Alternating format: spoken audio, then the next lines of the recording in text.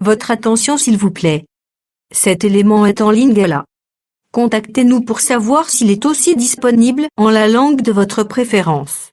Veuillez aussi noter qu'il est en audio uniquement, dépourvu de ce fait d'image originaire. ChristEquality.com. Les cieux sont à la portée de votre main, juste par un simple clic de la souris. Évangile-éternel.com. Conservation et partage de l'Évangile éternel. En collaboration avec l'homme de Dieu, le Dr Jacques Moutombo, vous propose de suivre cette vidéo pour votre édification spirituelle.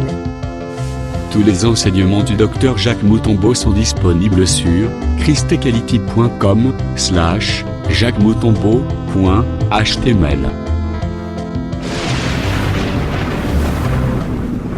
Bonne édification au nom de notre commun Seigneur et Dieu Jésus-Christ. Amen. Amen. Kolo apambola moko na biso. On acclame très très fort le Seigneur. Maboko aneza ya yote kolo nango azali. Acclamez très fort le Seigneur. Betelaye maboko azali ko mériter les acclamations. Azo mériter l'honneur. Azo mériter la gloire. Oya azali nzambe malamu. Libanda na ye mosusu azali te. Yenda azali capable ya kopambola. Amen église. Tozwi ba Biblia na biso. Problème à lumière eza mwa makasi bazo. Tozwi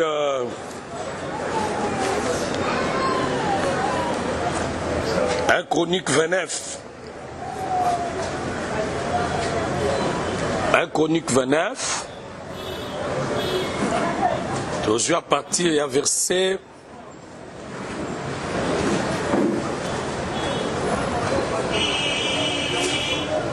verset 25.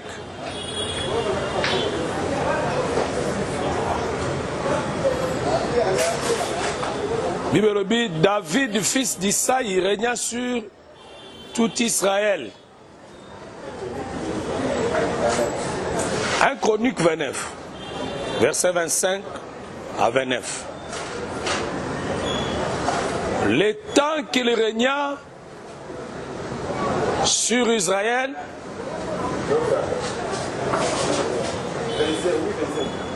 1 Chronique 29, verset 25.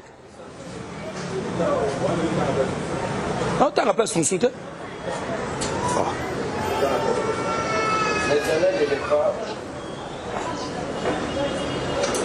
Bon, ça la Bible ni.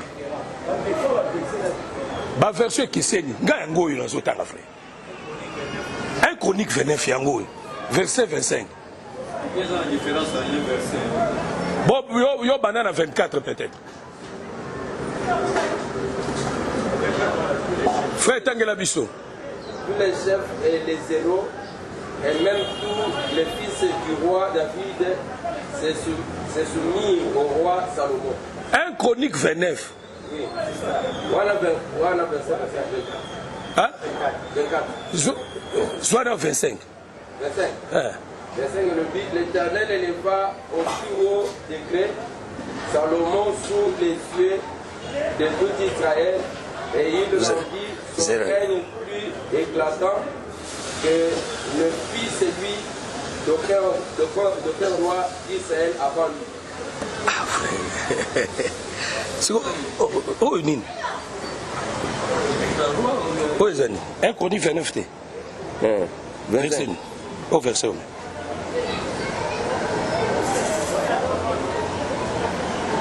Oh, t'es enceinte. Oh, combien? Oh, 26. 26. Ah, 26. David, fils d'Isaïe, régna sur tout Israël. Le temps qu'il régna sur Israël, puis de 40 ans, à Hébron, il régna 7 ans, et à Jérusalem, il régna 33 ans. Il mourut dans une heureuse vieillesse, rassasié des jours, des richesses et des gloires. Et Salomon, son fils, régna à sa place. Les actions du roi David, les premières et les dernières sont écrites dans le livre de Samuel, le voyant, dans le livre de Nathan, le prophète, et dans le livre de Gad, le prophète. Avec tout son règne et tous ses exploits et ce qui s'est passé de son temps, soit en Israël, soit dans les royaumes des autres pays. Ok, ensuite 2 Samuel chapitre 20.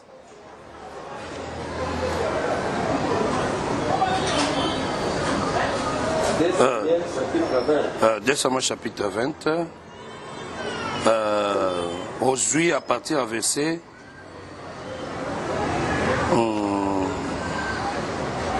verset 9 qui nous a versé nango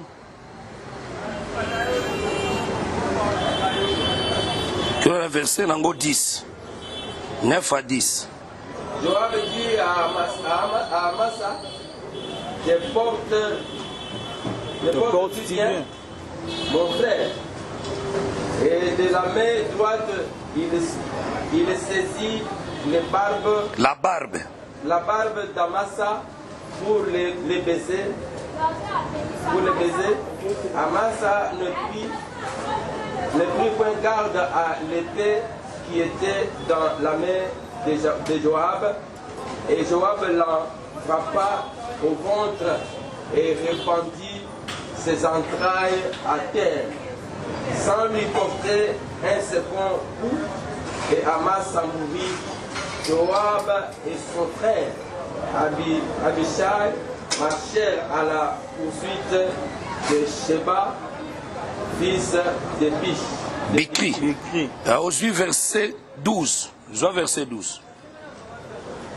Verset 12. Amasa s'est roulé dans le sang au milieu de la route, et cet homme ayant vu que tous les peuples s'arrêtaient, poussa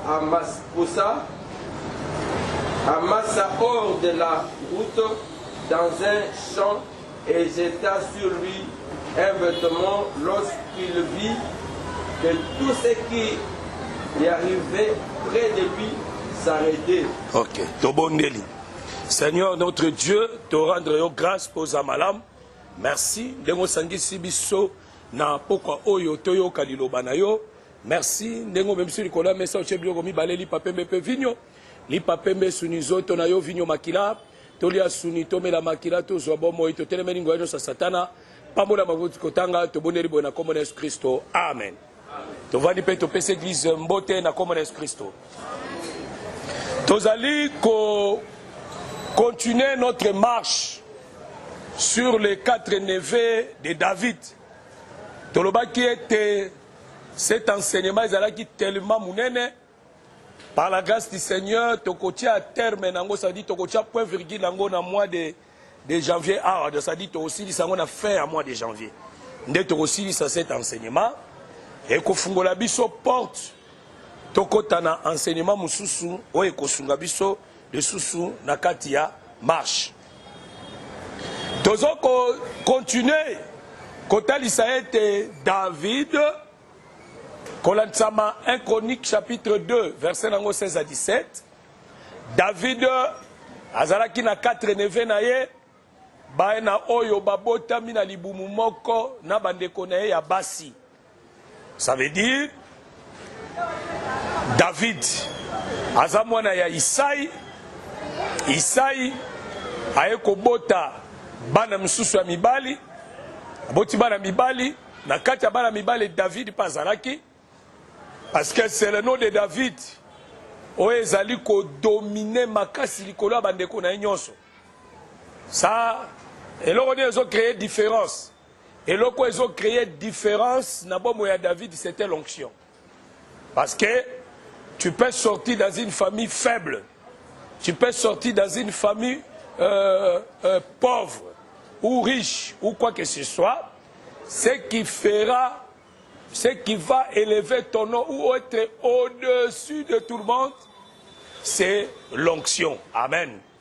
Et ça, l'onction. Et ça, c'est le tolo belango le lote. Mais, ce qui nous a basungi, toro lo belango lobby, parce que lobby, c'est la prière à combat. Toro lo bela elo koana lobby. Ce qui fait la force d'un homme.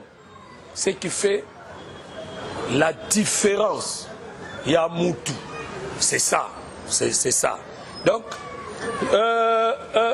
David, bazolo bele makashuana, mais tozo kota kunate.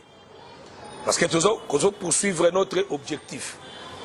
Et David, abota bagna na bande kona basibi bale, moko na kombo ya Cheruja, abota kibana na emisatu, Abishai, Joab na Amasa, et plutôt na Asael.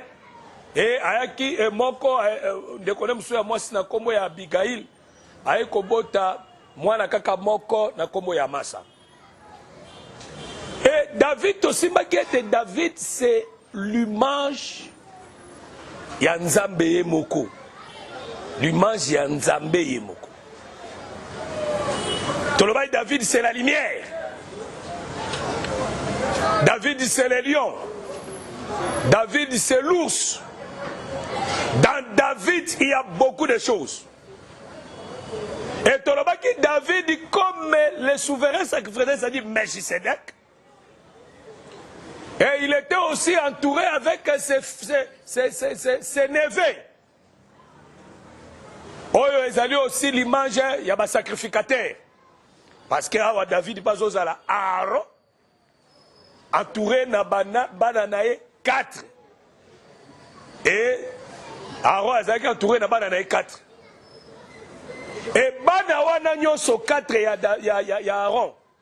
Bazalaka aussi l'image à Christ. Parce que banana nyonso balobela rappel Christ na okota kunate. Mais toujours si ma pe kotel ça a été baneve à David bazar réellement pe bana à David. Parce que David comme aussi le souverain sacrificateur, il était aussi entouré par ses 4 neveux. Oh bazala qui force naï. Oh bazala qui ceinture naï.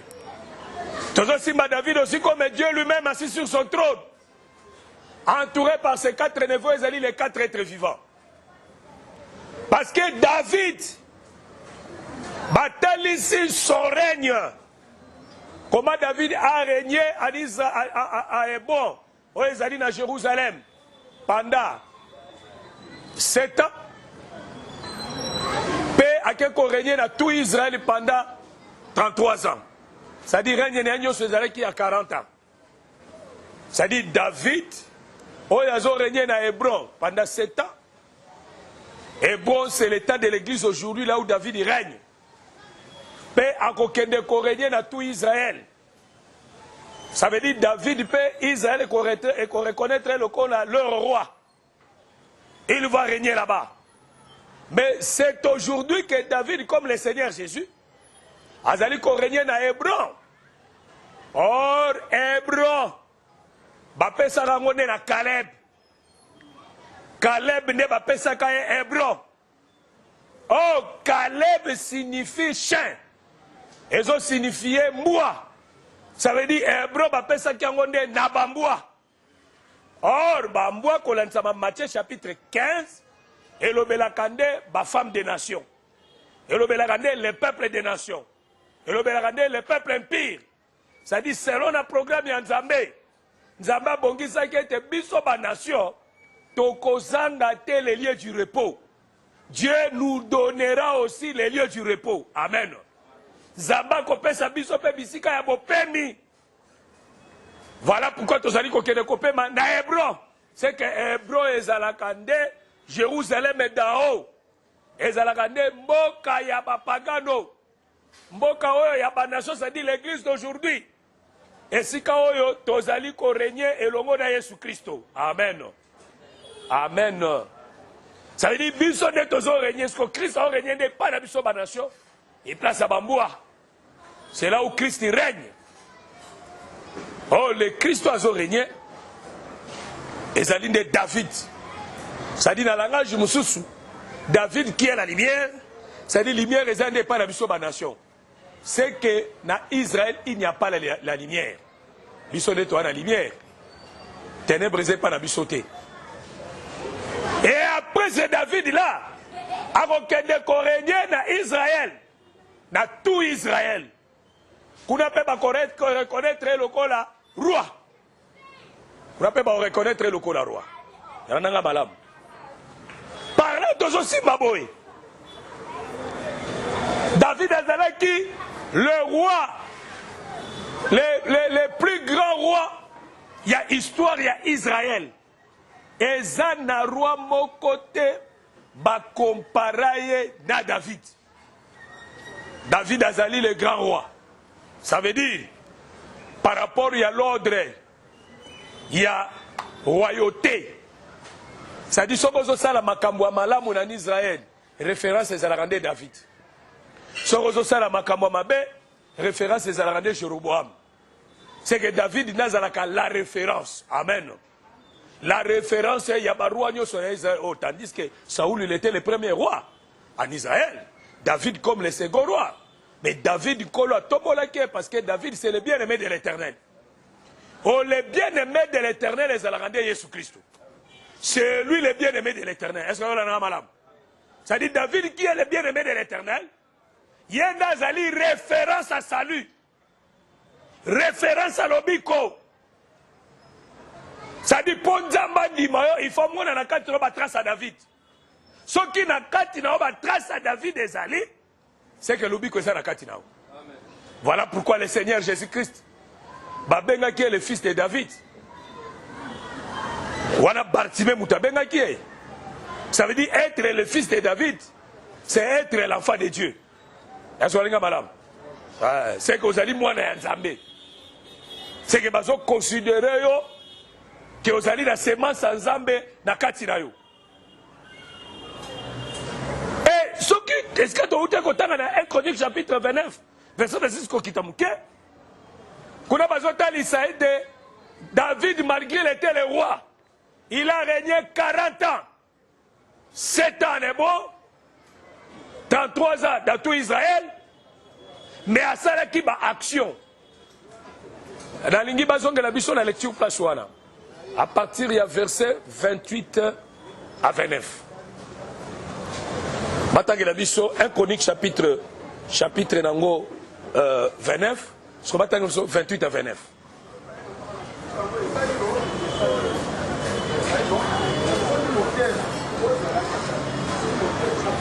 Mutantanga zate. Ngana la lumière te moyena mutanga te. Fait balobi tanga yozo komana. Ah en tout cas.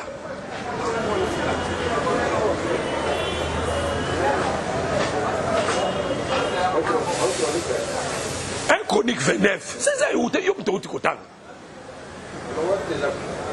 Ah ça. 28 à 29. Je commence par 28, hein.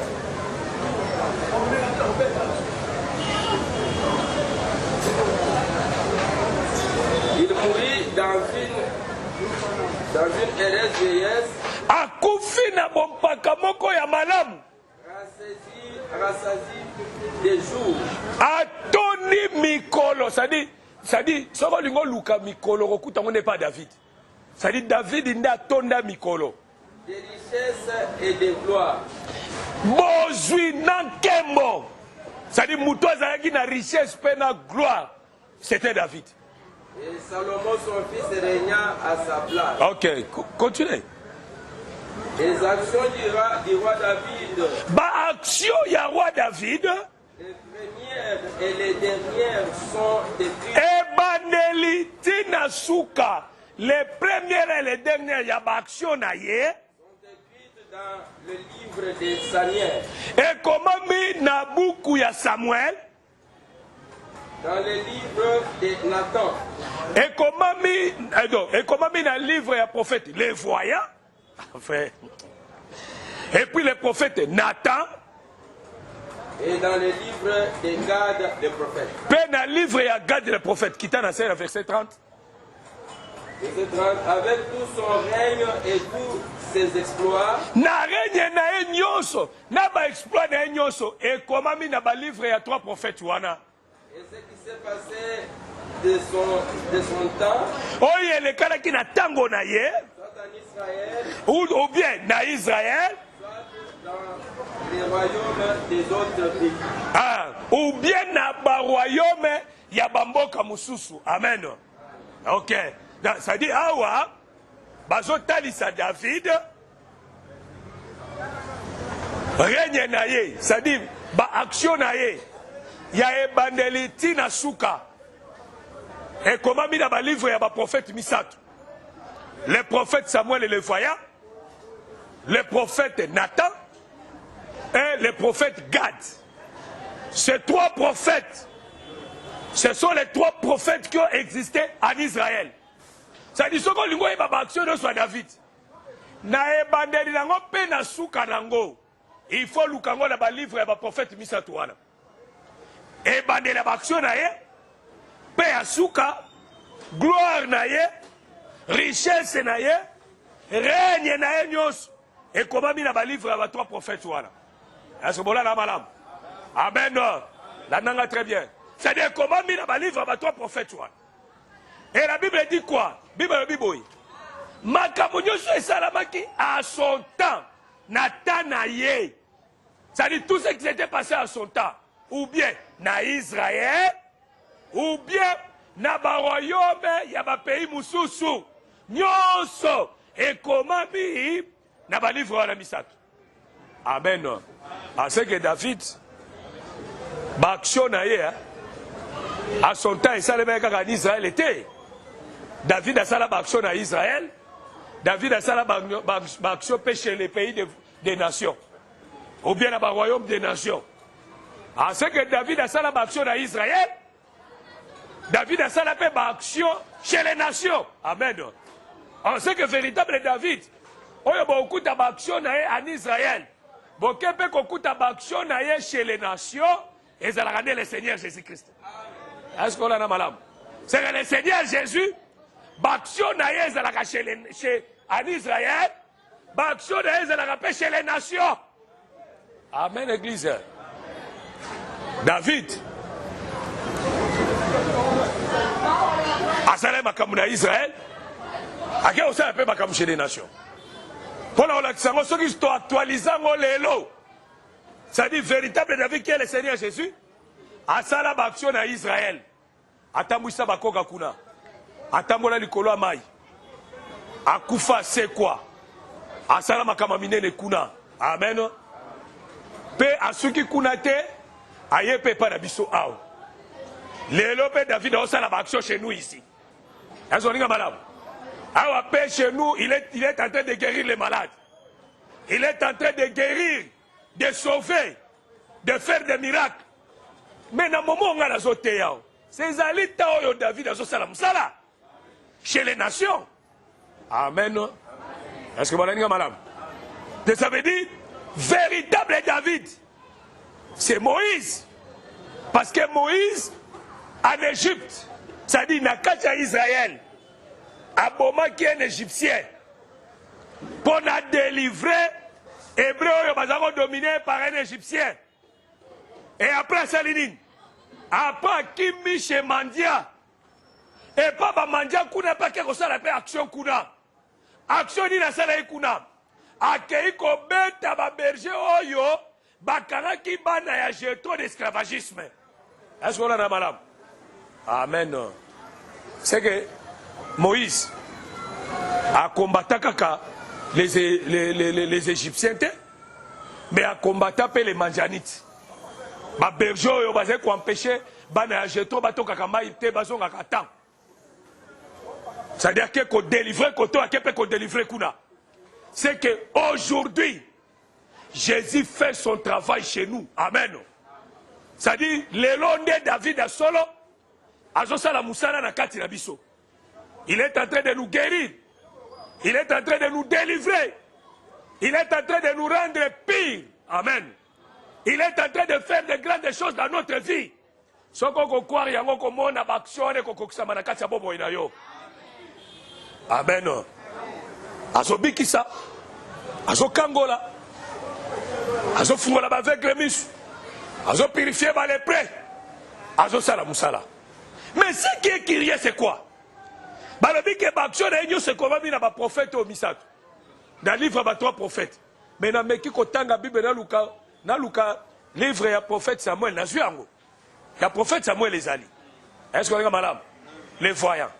Maintenant luka ya prophète Nathan ezate.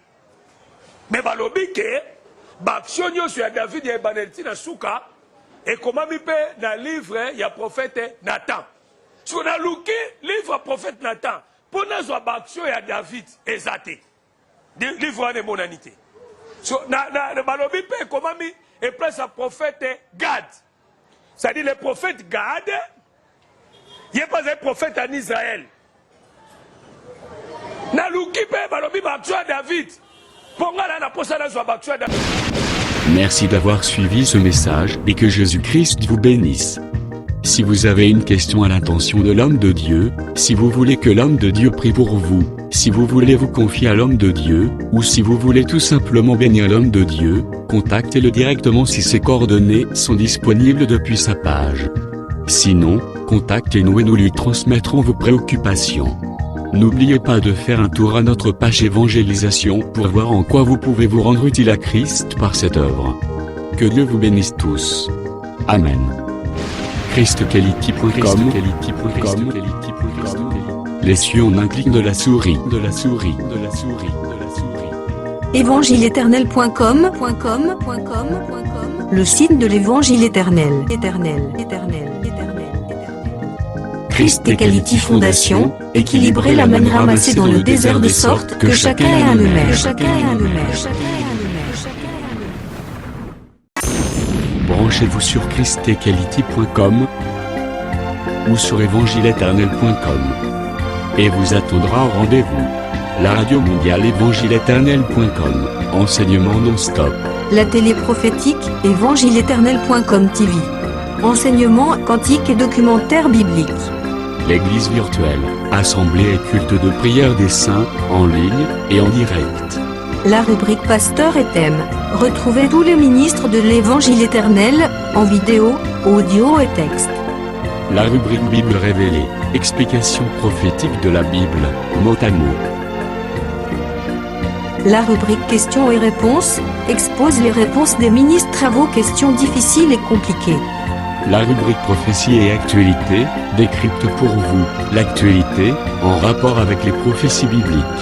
La rubrique Aréopage, ouvre à tous, et sans censure, le libre débat et exposition contradictoire. Évangile-éternel.com démystifie au moyen de l'enseignement, des erreurs, des fausses religions, églises, doctrines et philosophie. Nos enseignements confrontent l'apostasie et les idées préconçues pour vous attacher à la saine doctrine. Vous y trouverez de l'exhortation, du réconfort spirituel et de l'incitation à vous sanctifier. Sur évangile-éternel.com, sollicitez une requête de prière, et les ministres et plusieurs implieront pour vous. Retrouvez des cantiques chantés par des saints et des cantiques instrumentaux. Venez y apprendre d'autres langues à travers la Bible audio multilingue. Les enseignements sont en toutes les langues. évangile-éternel.com, le site de l'Évangile éternel. Motivez-nous en souscrivant à l'une de nos chaînes YouTube, celle de votre préférence linguistique. Et venez évangéliser avec nous en partageant, autant que faire se peut, notre site web, nos YouTube channels ainsi que toutes nos publications. Merci de le faire et que Jésus-Christ notre commun Seigneur et Dieu vous bénisse tous. Amen. ChristEquality.com. Les cieux sont à la portée de votre main, juste par un simple clic de la souris. Christ Equality Fondation, équilibrer la manne ramassée dans le désert de sorte que chacun ait un numéro.